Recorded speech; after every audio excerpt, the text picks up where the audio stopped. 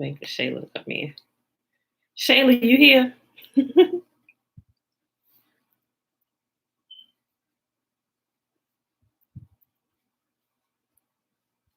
And she ain't here. She just sent me a message. She said, "Hey, you okay?" Shayla be on it, boy. Levon, good morning.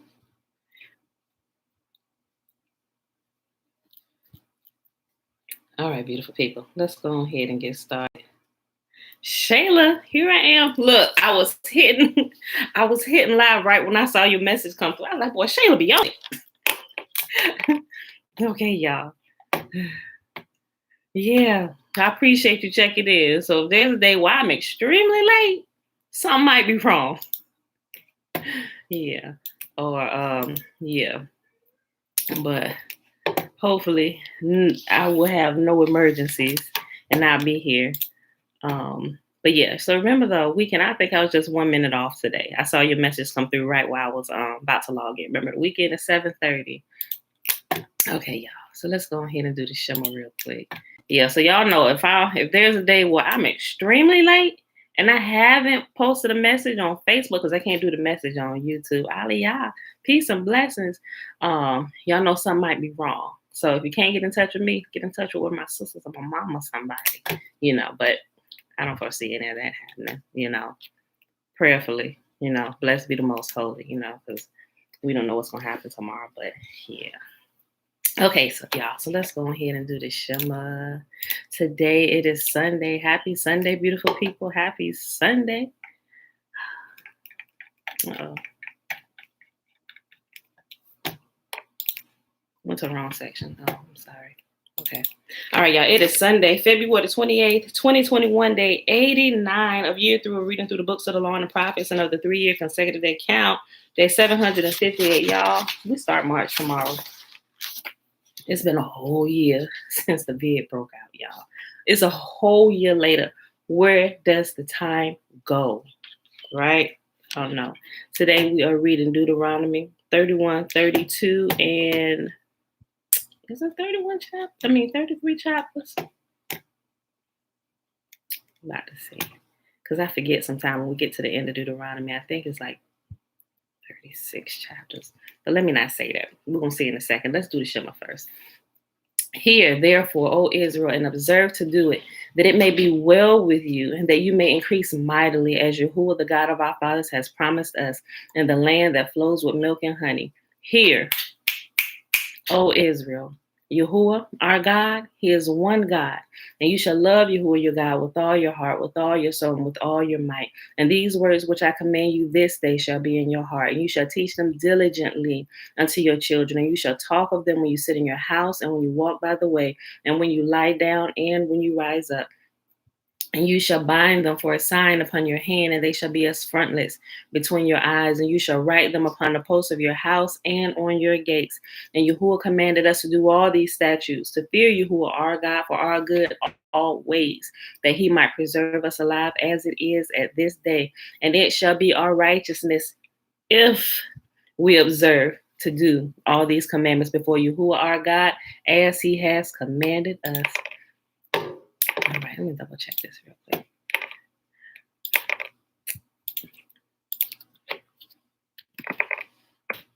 Yeah.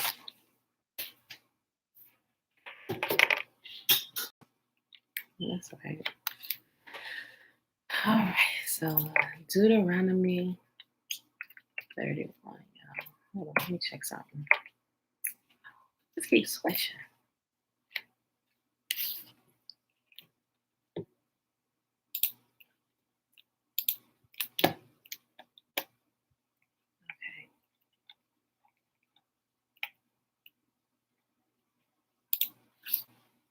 Okay.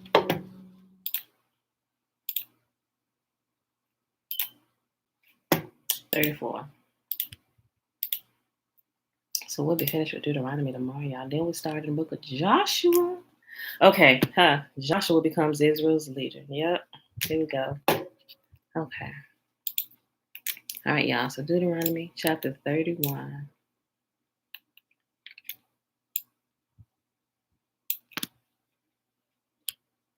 Okay.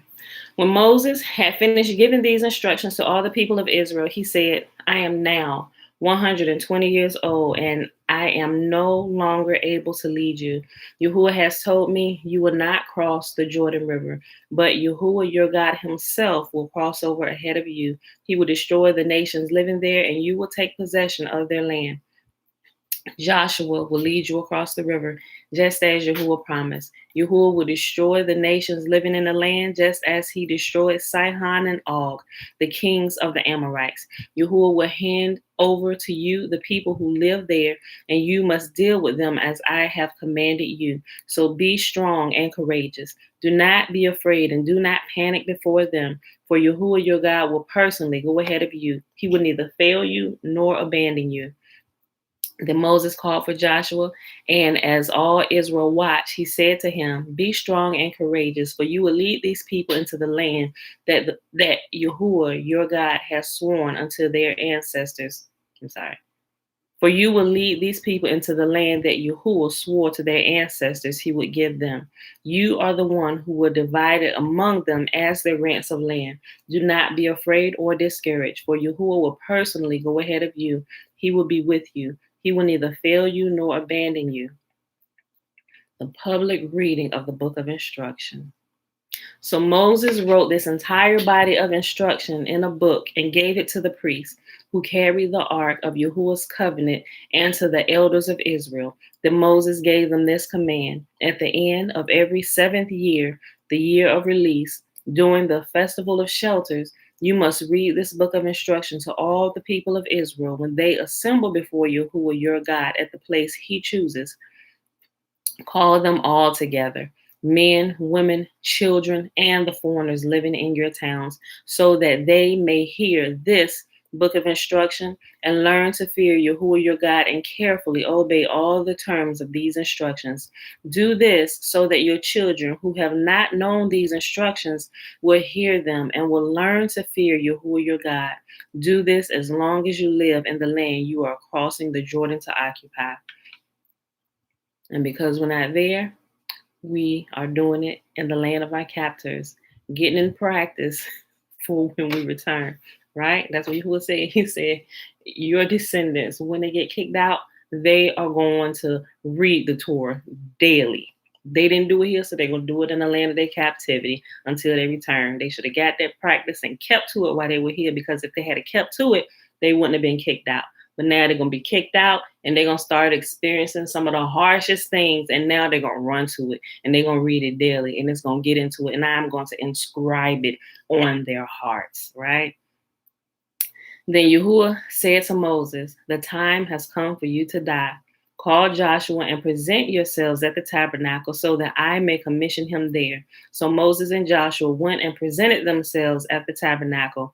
And Yahuwah appeared to them in a pillar of cloud that stood at the entrance to the sacred tent. Then Yahuwah said to Moses, you are about to die and join your ancestors. After you are gone, these people will begin to worship foreign gods, the gods of the land where they are going. They will abandon me and break my covenant that I have made with them. Then my anger will blaze forth against them. I will abandon them, hiding my face from them, and they will be devoured. A terrible trouble will come down on them, and on that day they will say, these disasters have come down on us because Yahuwah is no longer among us. At that time, I will hide my face from them on the account of all the evil they commit by worshiping other gods. So write down the words of this song and teach it to the people of Israel. Help them learn it so that it may serve as a witness for me against them. For I will bring them into the land I swore to give their ancestors, a land flowing with milk and honey. There they will become prosperous, eat all the food they want, and become fat. But they will begin to worship other gods, and they will despise me and break my covenant.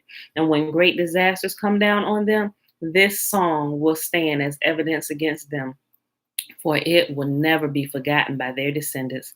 I know the intentions of these people even now before they have entered the land I swore to give them. So he already telling Moses, listen, Moses, although you ain't going to be here to see it, when they get in here, this is what's going to happen. They're going to break my covenant. And I'm going to put upon them all these curses that I told you I would put upon them if they ever turned away. So that very day, Moses wrote down the words of the song and taught it to the Israelites. Then Yahuwah commissioned Joshua the son of Nun with these words: Be strong and courageous, for you must bring the people of Israel into the land I swore to give them. I will be with you.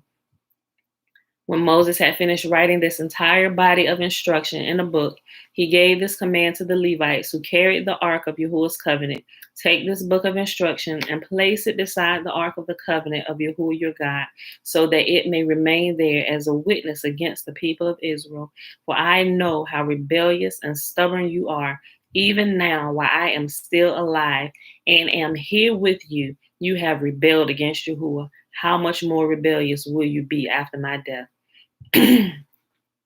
Now summon all the elders and officials of your tribe so that I can speak to them directly and call heaven and earth to witness against them. I know that after my death, you will become utterly corrupt and will turn away from the way I have commanded you to follow. In the days to come, disaster will come down on you, for you will do what is evil in Yahuwah's sight, making him very angry with your actions. So Moses recited this entire psalm publicly to the assembly of Israel. Deuteronomy 32, and here is the song. Listen, O heavens, and I will speak. Hear, O earth, the words that I say. Let my teaching fall on you like rain. Let my speech settle like dew. Let my words fall like rain on tender grass, like gentle showers on young plants. I will proclaim the name of Yahuwah. How glorious is our God. He is the rock. His deeds are perfect. Everything he does is just and fair. He is a faithful God who does no wrong. How just and upright is he. But they have acted corruptly towards him. When they act so perversely, are they really his children? They are a deceitful and twisted generation. Is this the way you repay Yahuwah, you foolish and senseless people? Isn't he your father who created you? Has he not made you and established you? Remember the days of long ago. Think about the generations past. Ask your father, and he will inform you. Inquire of your elders, and they will tell you. When the Most High assigned lands to the nations, when he divided up the human race, he established the boundaries of the peoples according to the number in his heavenly court. For the people of Israel belong to Yahuwah. Jacob is his special possession. He found them in a desert land, in an empty, howling wasteland. He surrounded them and watched over them. He guarded them as he would guard his own eyes, like an eagle that rouses her chicks and hovers over her young. So he spread his wings to take them up and carried them safely on his pinions. Yahuwah alone guided them. They followed no foreign gods. He let them ride over the high lands and feast on the crops of the field. He nourished them with honey from the rock and olive oil from the stony ground. He fed them yogurt from the herd and milk from the flock, together with the fat of lambs.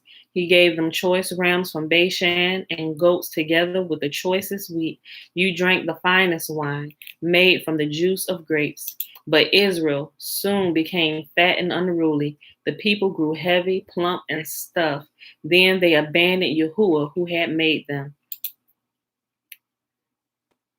They made light of the rock of their salvation. They stirred up his jealousy by worshiping foreign gods. They provoked his fury with detestable deeds. They offered sacrifices to demons, which are not God, to gods they had not known before, to new gods only recently arrived, to gods their ancestors have never feared. You neglected the rock who had fathered you. You forgot the God who have given you birth. Yahuwah saw this and drew back, provoked to anger by his own sons and daughters. He said, I will abandon them. Then what becomes of them? For they are a twisted generation, children without integrity. They have roused my jealousy by worshiping things that are not God. They have provoked my anger with their useless idols. Now I will rouse their jealousy through people who are not even a people. I will provoke their anger through the foolish Gentiles, for my anger blazes forth like fire and burns to the depths of the grave. It devours the earth and all its crops. and ignites the foundations of the mountains. I will heap disasters upon them and shoot them down with my arrows. I will weaken them with famine, burning fever, and deadly disease. I will send the fangs of wild beasts and poisonous snakes that glide in the dust. Outside, the sword will bring death, and inside, terror will strike, both young men and young women, both infants and the aged. I would have annihilated them, wiping out even the memory of them. But I feared the taunt of Israel's enemy, who might misunderstand and say, our own power has triumphed. Yahuwah had nothing to do with this. But Israel is a senseless nation. The people are foolish without understanding. Oh, that they were wise and could understand this. Oh, that they might know their fate. How could one person chase 1,000 of them and two people put 10,000 to flight? Unless the rock had sold them, unless Yahuwah had given them up. But the rock of our enemies is not like our rock, even as they recognize. Their vine grows from the vine of Sodom, from the vineyards of Gomorrah. Their grapes are poison, and their clusters are bitter. Their wine is the venom of serpents, the deadly poison of cobras. Yahuwah said, am I not storing up these things, sealing them away in my treasury? I will take revenge. I will pay them back. In due time, their feet will slip. Their day of disaster will arrive, and their destiny will overtake them.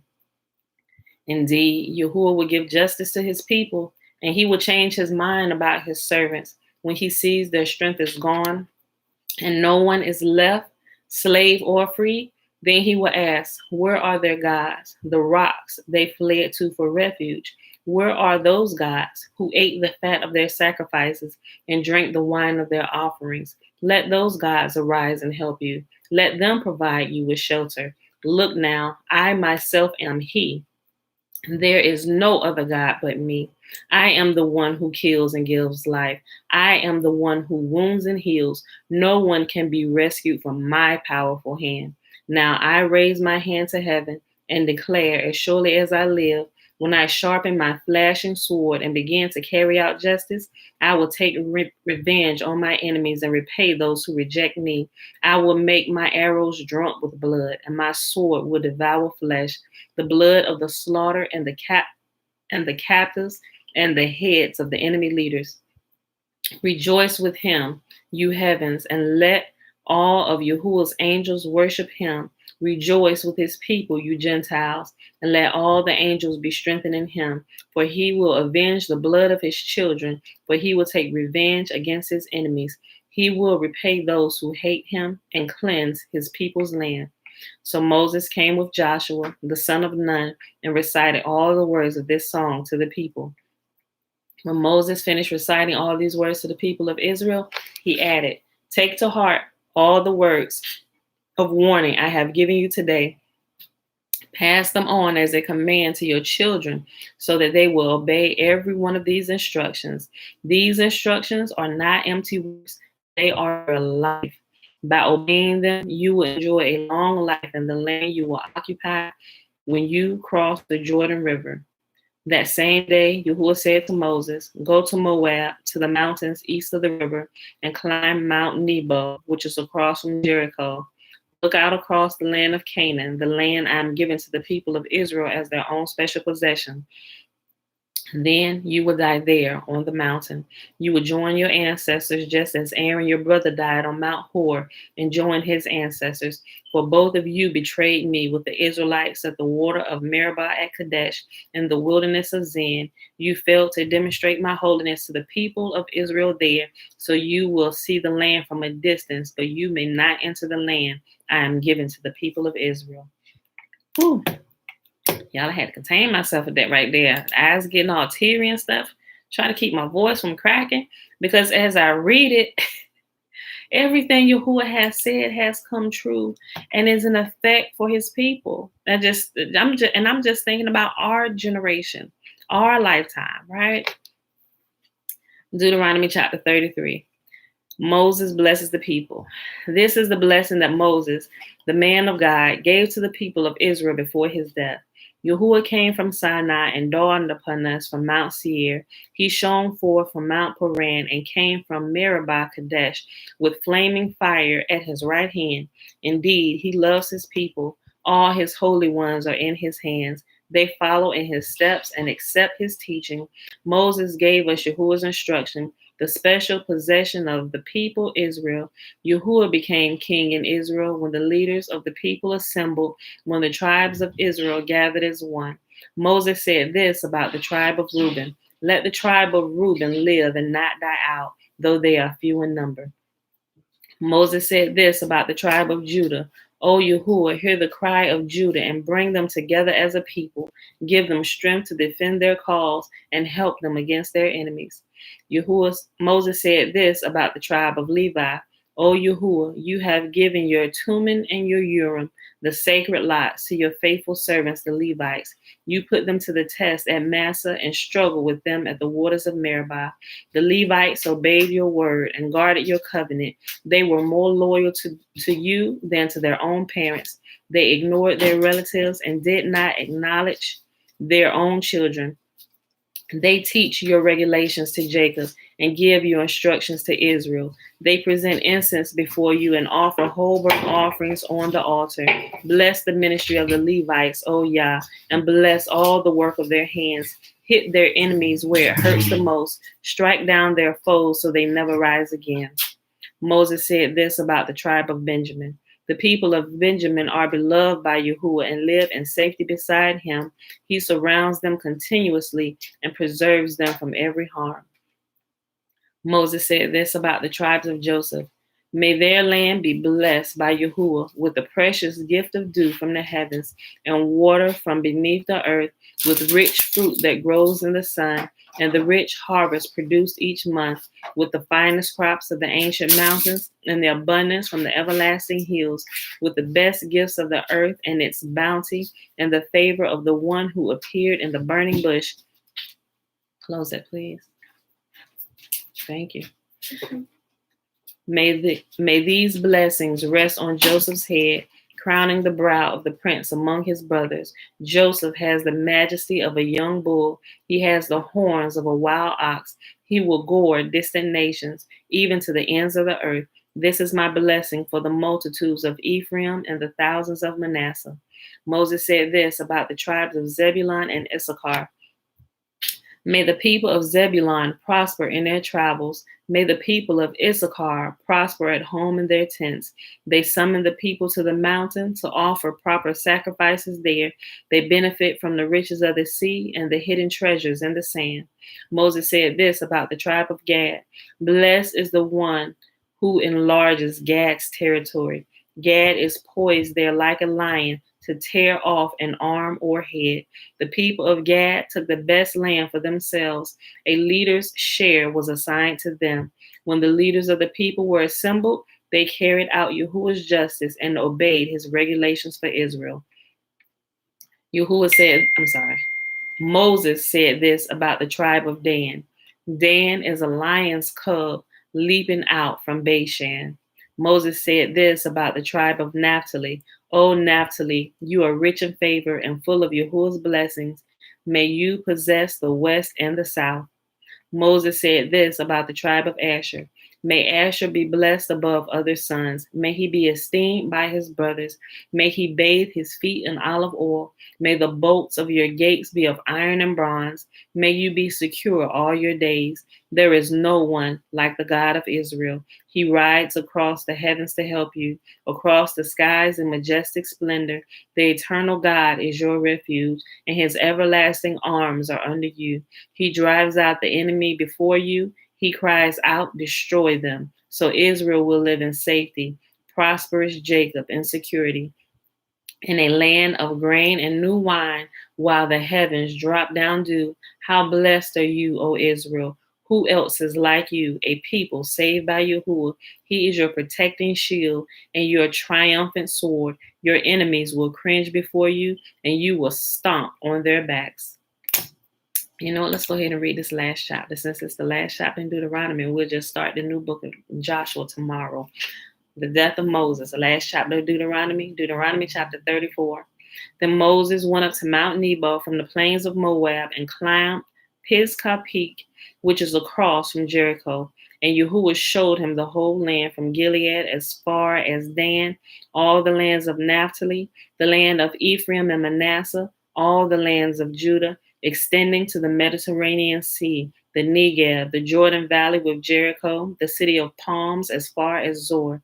Then Yahuwah said to Moses, this is the land I promised on oath to give to Abraham, Isaac, and Jacob when I said I would give it to your descendants. I have now allowed you to see it with your own eyes, but you will not enter the land. So Moses, the servant of Yahuwah, died there in the land of Moab, just as Yahuwah had said. Yahuwah buried him in a valley near Beth Peor in Moab, but to this day, no one knows the exact place. Moses was 120 years old when he died, yet his eyesight was clear and he was as strong as ever. The people of Israel mourned for Moses on the plains of Moab for 30 days until the customary period of mourning was over. Now Joshua, the son of Nun, was full of the spirit of wisdom, for Moses had laid his hands on him. So the people of Israel obeyed him, doing just as Yahuwah had commanded Moses. There has never been another prophet in Israel like Moses, whom Yahuwah knew face to face. Yahuwah sent him to perform all the miraculous signs and wonders in the land of Egypt against Pharaoh and all his servants and his entire land. With mighty power, Moses performed terrifying acts in the sight of all of Israel. And that, my beautiful people, is the last 4 books of Deuteronomy, 31, 32, 33, and 34. So let us hop on here to the legends of the Jews. And we'll pick. We had 26 minutes. We read 4 chapters a day. Yesterday we read 3, so the hour and 8 minutes. We finished with these 4 and 26. All right, y'all. Legends of the Jews. Chapter 6, page 350 if you got the big book like I do. But if you got the smaller book with the different page numbers, we are in chapter 6. Balaam, this is from Balaam through Joshua. That's what it says. So the entire chapter 6 is talking about everything from Balaam to Joshua, which also is going to tell us about the actual death of Moses, right? Oh, yeah. I flipped right to it. Oh, man. But it's going to be a couple days when we get there. All right. Okay, so let's start. Chapter 6, and the subheading for the first chapter is Balaam, the heathen prophet, right? Okay. The man whom the Moabites and the Midianites believed to be Moses' peer was none other than Laban, Israel's arch enemy, who in olden days had wanted to root out entirely Jacob and all his family, and who had later on incited Pharaoh and Amalek against the people of Israel to bring about their destruction. Hence, too, the name Balaam, devourer of nations, for he was determined to devour the nation of Israel. That's what Balaam means. Balaam, devourer of nations. Okay. Hence, too, the name Balaam, devourer of nations, for he was determined to devour the nation of Israel. Just at this time, Balaam was at the zenith of his power, for his curse had brought upon the Moabites their defeat at the hands of Sihon, and his prophecy that the compatriot Balak should wear the royal crown hold on. I was reading it too fast. I'm sorry. Just at this time, Balaam was at the zenith of his power, for his curse had brought upon the Moabites their defeat at the hands of Sihon, and his prophecy that this compatriot Balak should wear the royal crown had just been fulfilled, so that all the kings sent ambassadors to seek advice from him. He had gradually developed from an interpreter of dreams to a sorcerer, and had not attained the still greater dignity of prophet, thus even surpassing his father, who had indeed been a prophet too, but not so notable one as his son. Yahuwah would permit the heathens to have no ground for exculpation, for saying in the future world, Thou hadst kept us far from thee. To them, as well as to Israel, he gave kings, sages, and prophets. But whereas the former showed themselves worthy of their high trust, the latter proved themselves unworthy of it. Both Solomon and Nebuchadnezzar were rulers over all the world. The former built the temple and composed many hymns and prayers. The latter destroyed the temple and cursed and blasphemed Yahuwah, saying, I will ascend above the heights of the clouds. I will be like the Most High. Both David and Haman received great treasures from Yahuwah, but the former employed them to a secure site for Yahuwah's sanctuary, whereas the latter with his tried to destroy the whole nation. Moses was Israel's prophet. Balaam was prophet of the heathens. But how great a contrast between these two. Moses exhorted his people to keep from sin, whereas Balaam counseled the nations to give up their moral course of life and to become addicted to lewdness. Balaam was also different from the Israelite prophet in his cruelty. They had such pity for the nations that misfortune among the heathens caused them suffering and sorrow, whereas Balaam was so cruel that he wanted to destroy an entire nation without any cause. Balaam's course of life and his actions show convincingly why Yahuwah withdrew from the heathen the gift of prophecy. For Balaam was the last of the heathen prophets. Shem had been the first whom Yahuwah had commissioned to communicate his words to the heathens. This was after the flood, when Yahuwah said to Shem, Shem, had my Torah existed among the previous 10 generations, I suppose I should not have destroyed the world by the flood. Go now, announce to the nations of the earth my revelations. Ask them if they will not accept my Torah. Throughout 400 years did Shem go about as a prophet, but the nations of the earth did not heed him. The prophets that labored after him among the heathens were Job and his 4 friends, Eliphaz, Zophar, Bildad, and Elihu, as well as Balaam, all of whom were descendants of Nahor, Abraham's brother, from his union with Milcah, in order that the heathen might not say, had we had a prophet like Moses, we should have received the Torah. Yahuwah gave them Balaam as a prophet, who in no way was inferior to Moses, either in wisdom or in the gift of prophecy. Moses was indeed the greatest prophet among the Israelites, but Balaam was his peer among the heathens. But although Moses excelled in the heathen, But although Moses excelled the heathen prophet in that Yahuwah called him without any previous preparation, whereas the other could obtain divine revelations only through sacrifices, still Balaam had one advantage over the Israelite prophet. Moses had to pray to Yahuwah to show him his ways, whereas Balaam was the man who could declare himself that he knew the knowledge of the Most High. But because, in spite of his high prophetic dignity, Balaam had never done anything good or kind, but through his evil tongue had almost destroyed all the world. Yahuwah vowed a vow to his people that he would never exchange them for any other people or nation, and that he would never permit them to dwell in any land other than Palestine, which we know, according to the understanding of the person who composed the books, his thoughts is Palestine, but we know it's much greater than what we know as Palestine today, right? Okay. Balak's message to Balaam.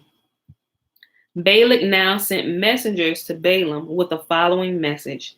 Think not that I ask thy help against Israel exclusively in my own interest, and that thou canst expect from me alone honor and rewards for thy service, but rest assured that all nations will then honor thee, that Canaanite as well as Egyptians will cast themselves at thy feet when thou shalt have destroyed Israel.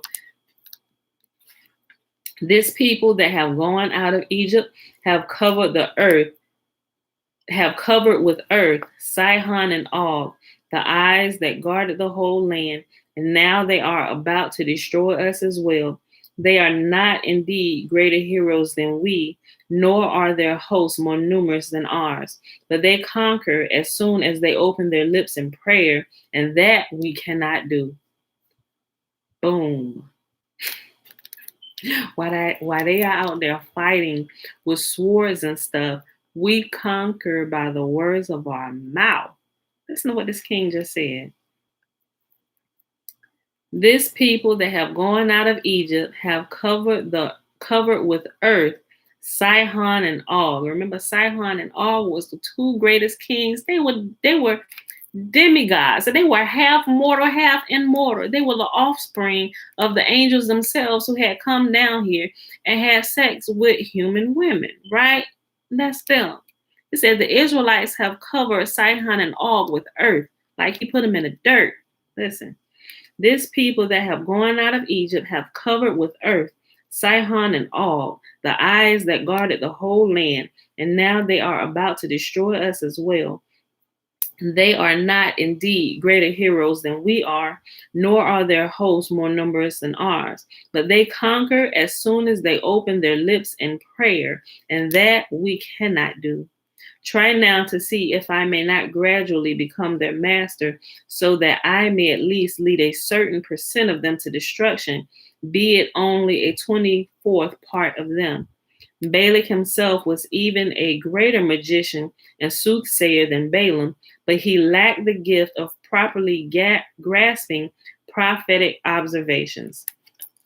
He knew that through his sorcery that he was to be the cause of the death of 24,000 Israelites, but he did not know in which way Israel was to suffer so great a loss.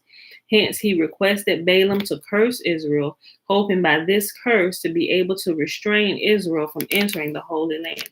So we get the summed up story about Balaam and Balak, right? Remember, and we read that already. Balak called for Balaam to curse Israel. And Yahuwah, remember, Balak was at his place chilling, and Yahuwah said, "It's men coming for you." He said, "Do not go with them." Listen to what they say. Do not go with them, right? He said, "Look, I can't go with y'all. The Most High had already spoke to me." Although Balaam was a heathen prophet, it said he was the peer of Moses in everything, in his wisdom itself. For Balaam used all his gifts to do what was wrong, right? He never did anything good or kind with all the gifts Yahuwah had bestowed upon him. Moses was the prophet of Israel. Balaam was the prophet of the nations who carried the same gifts that Moses had, right? Listen, so it's that Balaam right here that it's talking about. This is giving you the expanded story of what we didn't get in the Bible, or what was not canonized in the Bible that everybody has. Listen, I'll go back up. Balak himself was even a greater magician and soothsayer than Balaam. And they called them prophets, and sometimes they called them magicians. Matter of fact, there's a whole thing written about Moses, one of the greatest magicians. Like they use them words interchangeably: prophet, magician, soothsayer. But at a point, you begin to see a difference, right? And they could tell Moses was more than a magician. Moses was more than a soothsayer. Moses was empowered by the power from on high. That's why they said, "Look, we can do all this magic, this crazy magic. We can match their gangster, but once they open their mouth, they can call on things that we cannot do." Y'all better let that sit down in your shana now. Balak himself was even a greater magician and soothsayer than Balaam, but he lacked the gift of properly grasping prophetic observations. He knew through his sorcery that he was to be the cause of the death of 24,000 Israelites, but he did not know in what way Israel was to suffer so great a loss. Hence, he requested Balaam to curse Israel, hoping by this curse to be able to restrain Israel from entering the Holy Land. Balak's messengers to Balaam consisted of the elders of Moab and Midian. The latter were themselves great magicians, and by their art established the truth that Balaam should obey Balak's summons.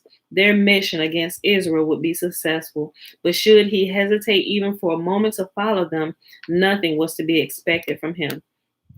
When they now reached Balaam, and he bade them to stay overnight to await his answer, the elders of Midian constantly returned, for they knew that they had now nothing to expect from him. They said, "Is there such a father as hates his son? Yahuwah is the father of Israel. He loves them. How shall he now, owing to a curse from Balaam, turn his love into hatred? Indeed, had the matter depended on Balaam's wishes, he would doubtless instantly have acquiesced and followed Balaam's summons, for he hated Israel more than Balak, and was much pleased with the commission of the Moabite king. The elders that Balak had sent had besides in their possession all needful instruments of magic, so that Balaam might have no excuse for not instantly following them. But Balaam had, of course, to bide his time and first find out if Yahuwah would permit him to go to Balak. Hence he bade the Moabite messengers stay overnight, because Yahuwah never appears to the heathen prophets save in the night. As Balaam expected, Yahuwah appeared by night and asked Balaam, "Who are these people with thee?" Balaam was one of the three men whom Yahuwah put to the test, who miserably failed to pass it. When Yahuwah appeared to Cain and asked him, "Where is Abel thy brother?" he tried to deceive Yahuwah. He should have replied, "Lord of the world, what is hidden and what is open, both alike are known to thee. Why then dost thou inquire after my brother?" But instead of this, he replied, "I know not. Am I my brother's keeper?" Yahuwah therefore said to him, "Thou hast spoken of thine own sentence. The voice of thy brother's blood crieth unto me from the ground, and now cursed art thou." Hezekiah acted like Cain when the messengers from the king of Babylon came to him, and Isaiah the prophet asked him, "What said these men?" Oh, y'all, we ain't got to that part yet. But Hezekiah, after Yahuwah had healed him, he sealed his fate, trying to show off all the stuff in the palace from the heathen people that came, the messengers. And Isaiah said, "What these men doing here?" He said, they was inquiring me. They want a little bit of wisdom. And he said, "Oh, what they do while they was here?" He said, "Well, I showed them all the stuff in the palace. I showed them all the beautiful things in the temple that Yahuwah gave us." He said, "You fool, King Hezekiah." He said, "These men are going to come and destroy and take all of these things. You should never have let them in." Look, we're going to get to that when we get to the book of Isaiah. What said these men? I'm going to go back up here. Hezekiah acted like Cain when the messengers from the king of Babylon came to him, and Isaiah the prophet asked him, "What said these men? And from whence came they unto thee?" Hezekiah should have answered, "Thou art a prophet of Yahuwah. Why dost thou ask me?" But instead of giving this answer, he replied haughtily and boastfully, "They are come from a far country unto me, even from Babylon." On account of this haughty answer, Isaiah announced to the king this prophecy: "Behold, the days come that all that is in thine house shall be carried to Babylon, and all thy sons that shall issue from thee shall be eunuchs in the palace of the king of Babylon." The scoundrel Balaam, too, should have made answer to Yahuwah's question, "What men are these with thee?" by saying, "Lord of the world, everything lies open before thee, and nothing is hidden from thee. Why then dost thou ask me?"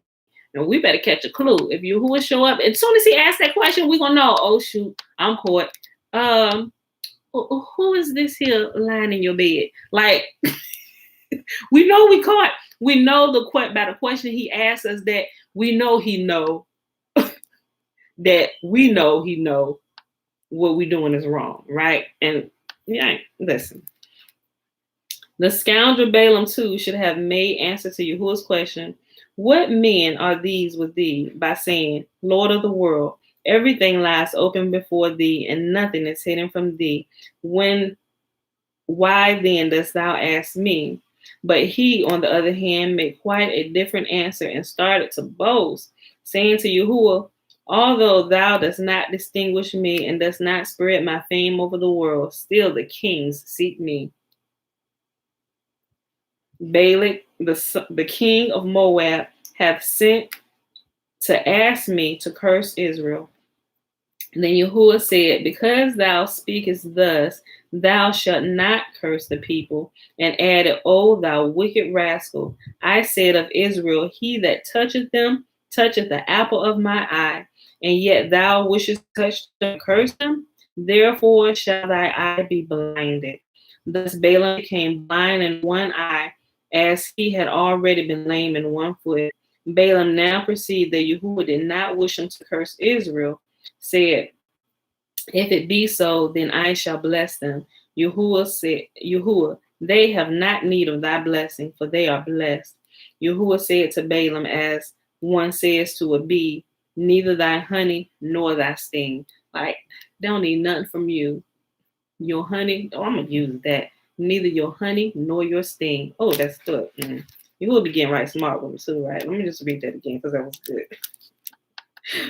If it be so, then I shall bless them. Yahuwah, they have not need of thy blessing, for they are blessed.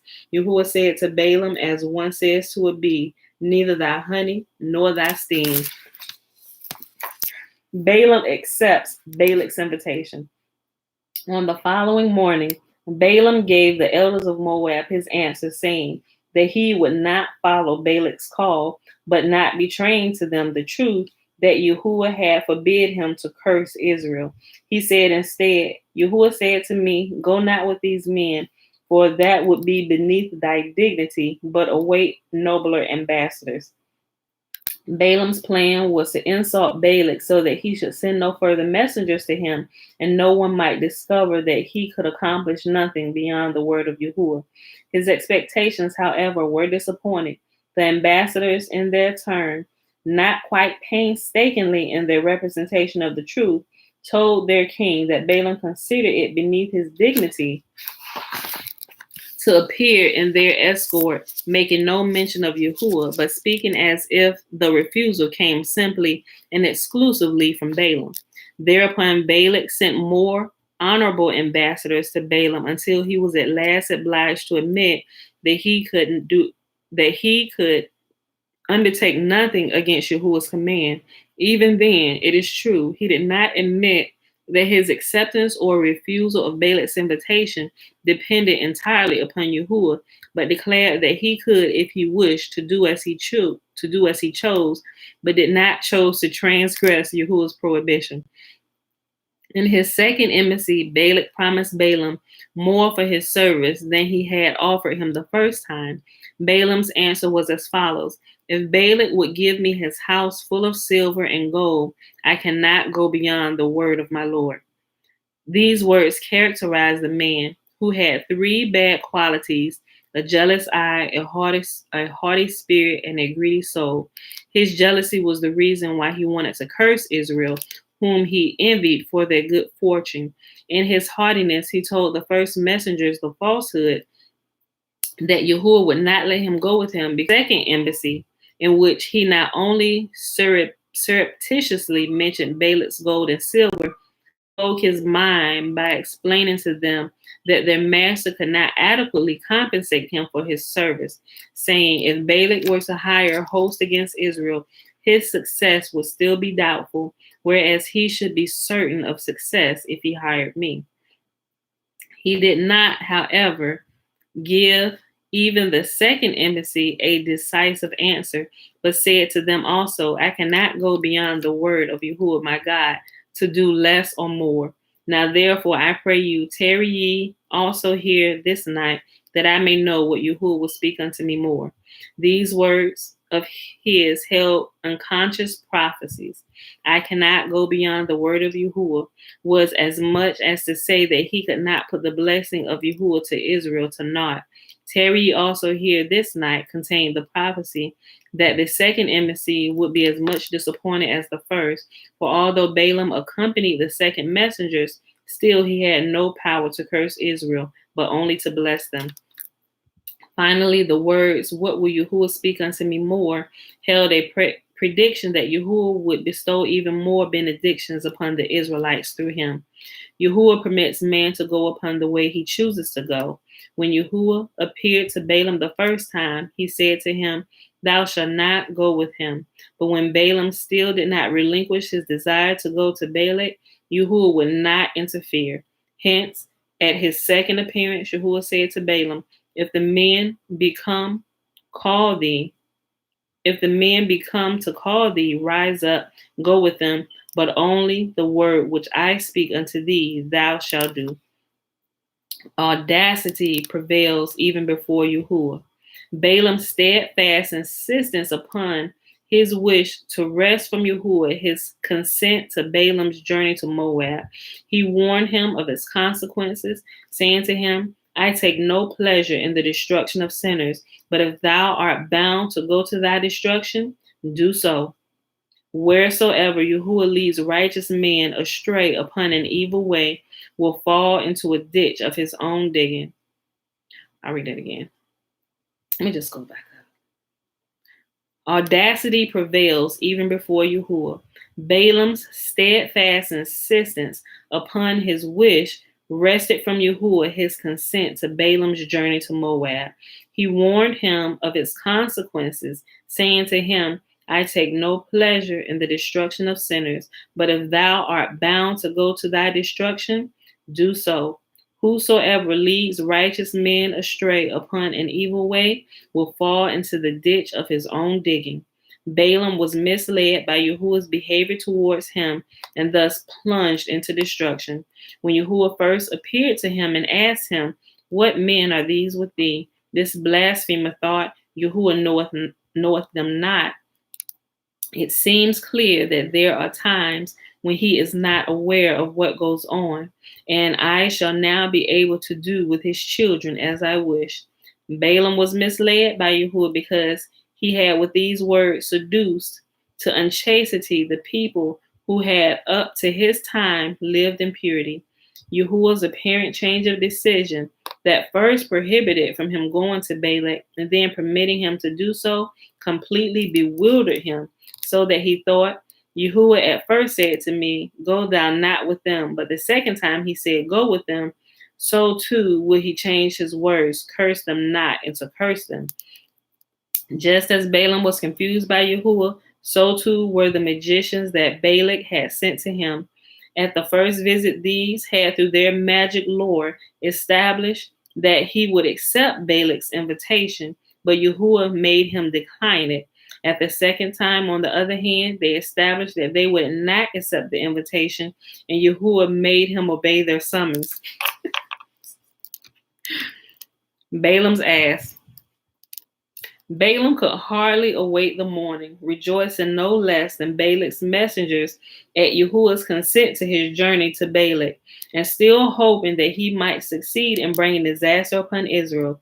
In his haste to set out, he himself saddled his ass, although he did not lack servants, whereupon Yahuwah said, O thou villain, their ancestor Abraham forestalled thee, for he too rose up early in the morning and in person saddled his ass to lead Isaac to sacrifice in fulfillment of the command that had reached him.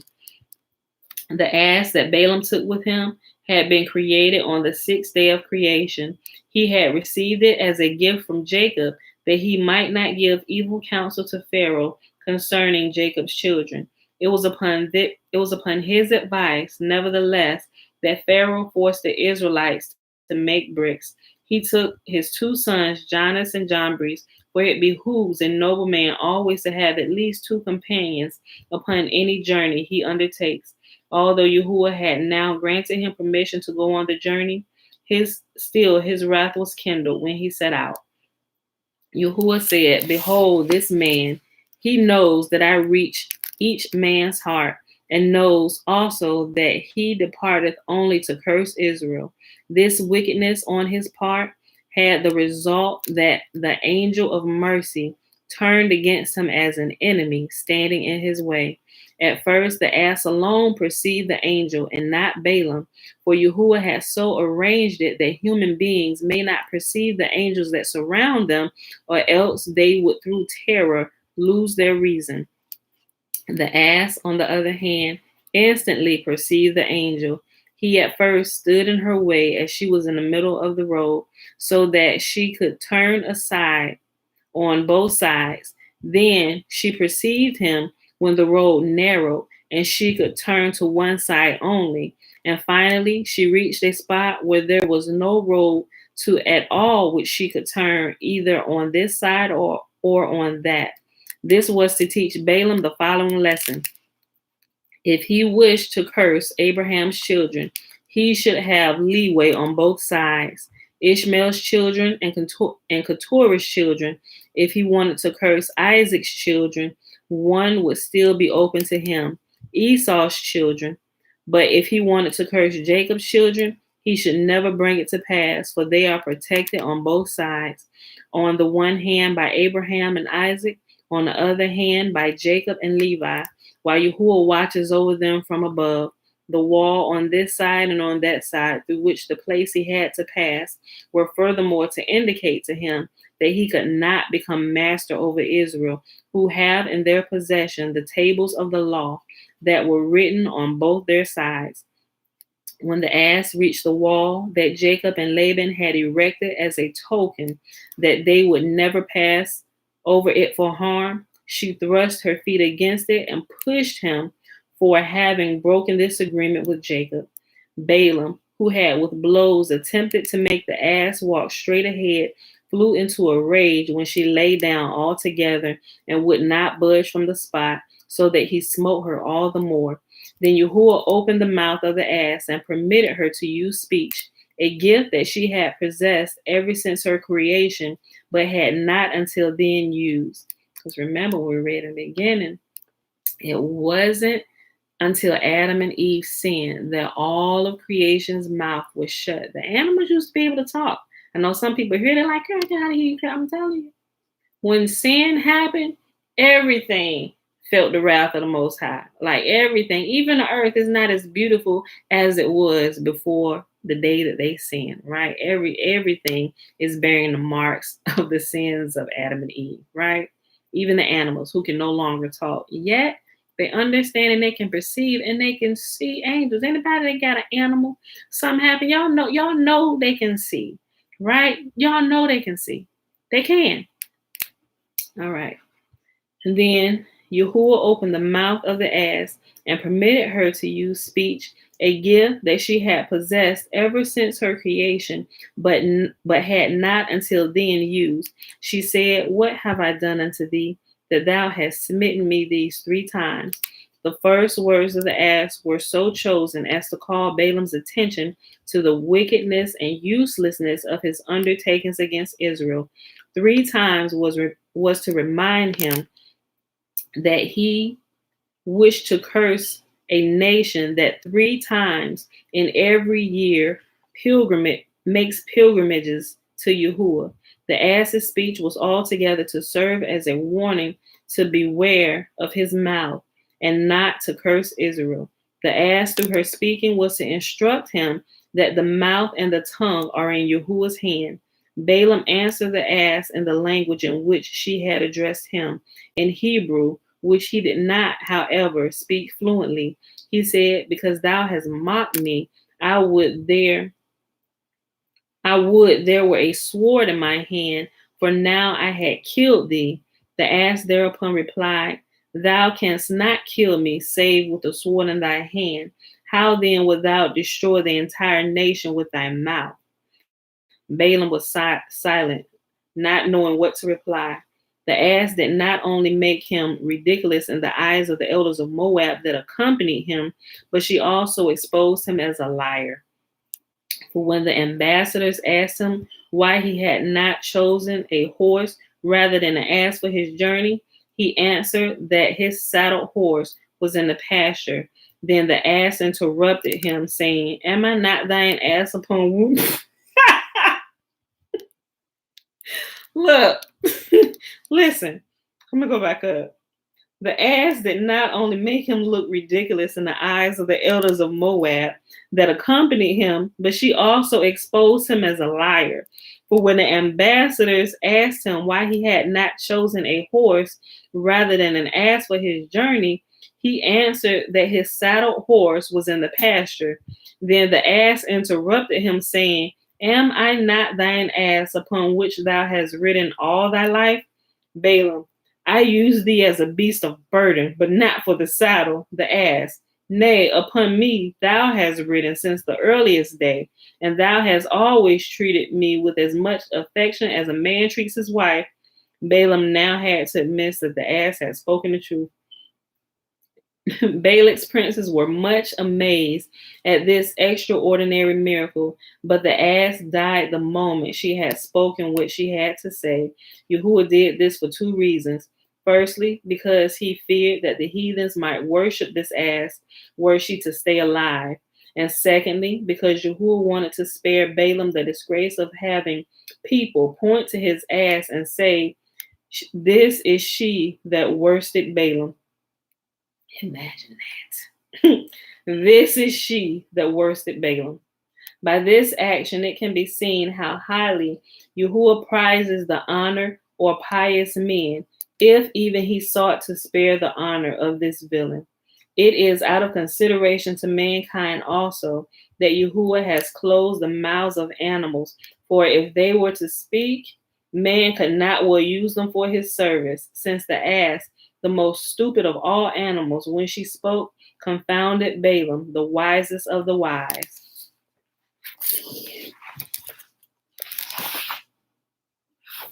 Okay, we'll read this next section. It's Sunday. All right, it's really short too. Balaam runs into his own destruction. I really should read these next two. Anyway, let's go. While all this was going on, Balaam still did not perceive that Yahuwah's angel stood before him.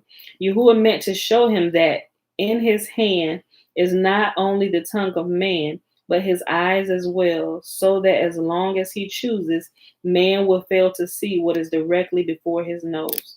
But Yahuwah suddenly permitted Balaam to see the angel with a sword drawn in his hand, and Balaam fell flat on his face. May not be able to see them, but I can definitely tell when they're in the room. Like, for real. I really can. Like, sometimes y'all may think y'all be paranoid. You can feel somebody walk in the room. You literally really can, So, but thanks be to the most holy, because if they would have just appeared out of nowhere, we would fall like Daniel to the floor, face first, as dead men. Like, we could probably take it a little bit better if they came knocking at the door. We got a chance. Who is it? Instead of just, boom, hey, sis. And just drop. But I can feel them. I can feel them when they walk into the room, and I can tell the difference between the presences, right? I know y'all can. Okay, listen. But Yahuwah suddenly permitted Balaam to see the angel with the sword drawn in his hand, and Balaam fell flat on his face. For being uncircumcised, Balaam might not listen to the words of Yahuwah or an angel standing erect. Hence, upon perceiving the angel, who instantly began to address him, Balaam cast himself upon the ground. The sword in the angel's hand did not signify that he meant to strike Balaam, for a breath from his mouth would have sufficed to kill myriads, but it was to point out the following truth to Balaam. The mouth was given to Jacob, but to Esau and the other nations the sword. Oh, snap. Hold on. Listen, I know I've been reading this, and I've been saying this to y'all, but something literally just went off in my head about something about when Yahuwah was teaching me about judgment. He said, all you need to do is speak a word, right? And so it literally just clicked. And one morning, you know how you wake up, like half sleep and you half woke? Like, I had a lot of those moments where it's like when I'm coming out of a dream state and I'm half in, half out, where I'll see stuff and I can hear clearly. Yahuwah say something to me. He says, you only need to use your mouth to judge, right? He said, you only need to speak. But I was just reminded of that as I'm reading through this, and it really made, like, clearly we know, okay, we can pray, and but it I don't know, it seemed to just really click for a moment for me right here. Hold on. Okay, listen. The sword in the angel's hand did not signify that he meant to strike Balaam, for a breath from his mouth would have sufficed to kill myriads, but it was to point out the following truth to Balaam. The mouth was given to Jacob, but to Esau and the other nations, the sword. Thou art about to change thy profession and go out against Israel with his own weapon. and therefore thou shalt find death through the sword that is thy own weapon. The angel now said to Balaam, if I have been commissioned to demand restitution from thee for the injustice thou hast offered to the ass that can show neither meritorious deeds of her own or of her fathers, how much more must I stand up as the avenger of an entire nation that have their own merits and can refer to the merits of their fathers? But to return to the ass, why did thou smite her that turned from the road only because she saw me and was frightened? Balaam was a shrewd sinner, for he knew that divine punishment could be averted only by penance, and that the angel have no power to touch a man who after sinning says, I have sinned. Hence he said to the angel, I have sinned. Like I sinned, I screwed up. Like he thinking, like, listen. Balaam was a shrewd sinner, for he knew that divine punishment could be averted only by penance or repentance. He say offer a sacrifice, no human dying for his sins, none of that. Listen, Balaam was a shrewd sinner, for he knew that divine punishment could be averted only by penitence, which is repentance, and that the angels have no power to touch a man who after sinning says, I have sinned. Hence he said to the angel, I have sinned, but added, I did not set out until Yahuwah said to me, rise up and go with them.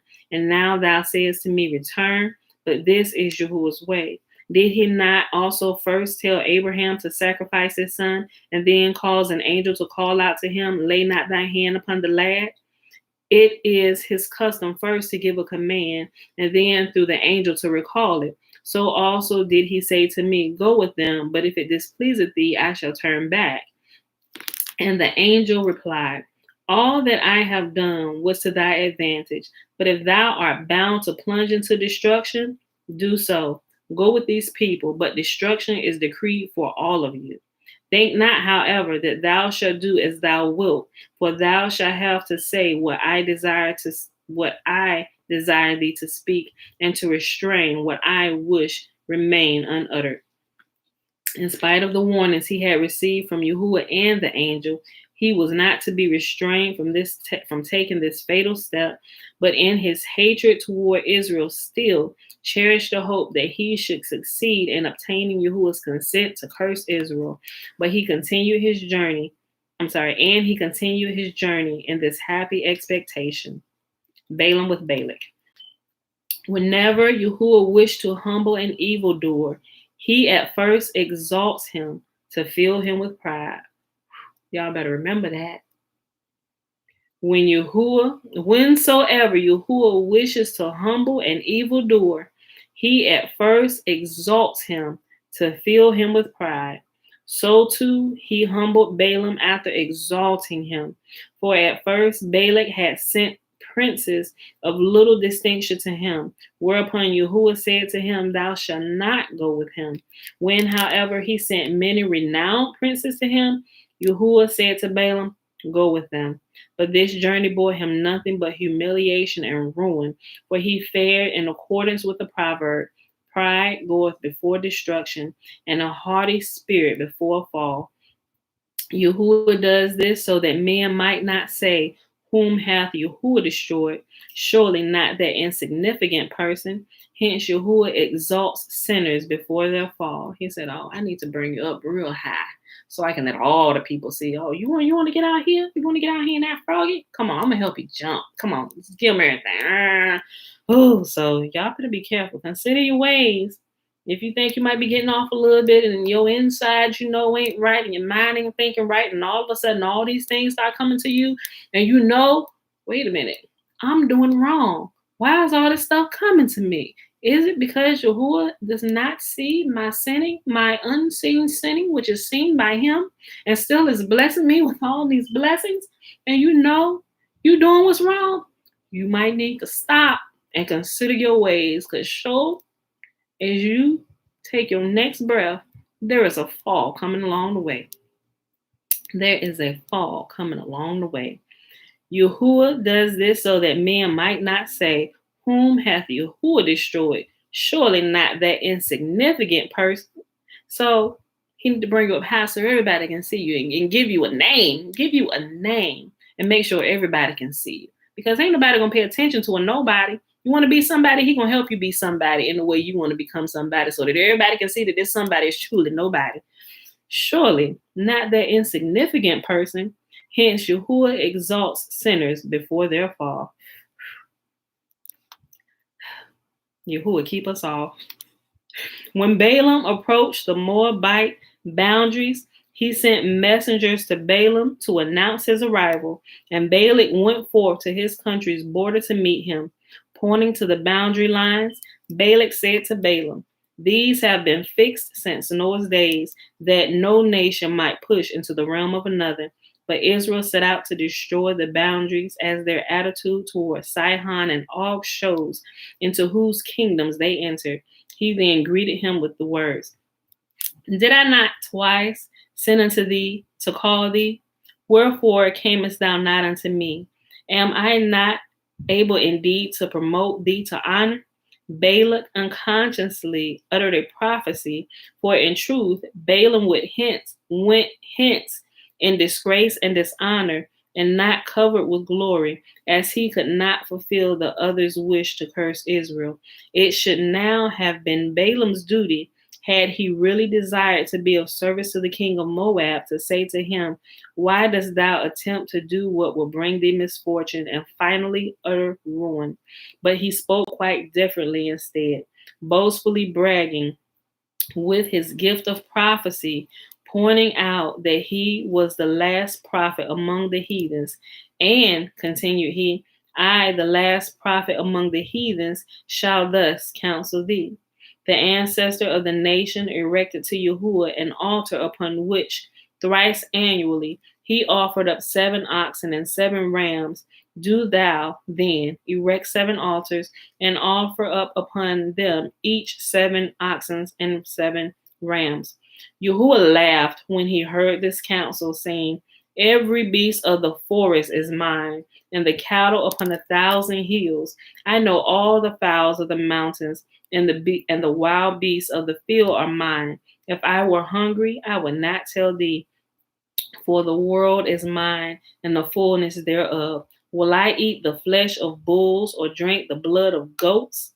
Balak led his guests from the borderline to the interior of the land, taking pains to show him great multitudes of the people, having bazaars erected for that purpose. Pointing to these multitudes, among which there were so many children, Balak said, Look thou how Israel planned to destroy these multitudes of people that have done to them no injury.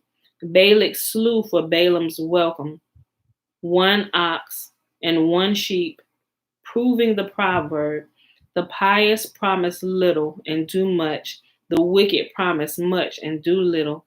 Balak had sent a word to Balaam, saying, "I will promote thee unto very great honor." When he arrived, he offered him food for only 1 ox and 1 sheep. Suppressing his rage, Balaam thought, "Is that all that he offers me? He will have to pay for this tomorrow." For he instantly determined to have him offer up many sacrifices on the following day to punish him for having treated him in so niggardly a fashion. That's what the words say right there. What time we at? We're gonna stop right here, y'all. We're gonna pick this up tomorrow because I really want to read this next section. I really want to cut it off here, but we're gonna cut it off. So we'll pick this up as Balaam's sacrifices are refused tomorrow, y'all. So that was funny, right? I think that's the second time I saw that in here, right? Okay, y'all. So that was Legends of the Jews. We started on page 350. And we paused right here on page 354. We read all of the rest of Deuteronomy, chapters 31, 32, 33, and 34. Y'all, it is Sunday, February 28th, 2021, day 89 of year 3 of reading through the books of the law and the prophets, and of the 3-year consecutive day count, it is day 758, and that is without the Sabbath days and the feast days added in, mind you. All right, beautiful people. So let's go ahead over here and do the blessing for the day. I hope y'all enjoyed the reading for the day. The blessing is found, everybody knows where. Yep, Numbers chapter 6, verses 22 through 27. And the Nazarite vow is the first 21 verses of Numbers chapter 6. And Yahuwah spake unto Moses, saying, Speak unto Aaron and unto his sons, saying, On this wise ye shall bless the children of Israel, saying unto them, May Yahuwah bless us and keep us. May Yahuwah make his face to shine upon us and be gracious unto us. May Yahuwah lift up his countenance upon us and give us his peace. And they shall put my name upon the children of Israel, and I will bless them. All right, beautiful people, that is it for today. Yep, that's it. Just check it through real quick. No questions on either place. So that's it, y'all. I'll see y'all back here tomorrow morning, 7:15 a.m. Eastern Standard Time. Bright and early, y'all. Love y'all. Enjoy y'all Sunday. Peace.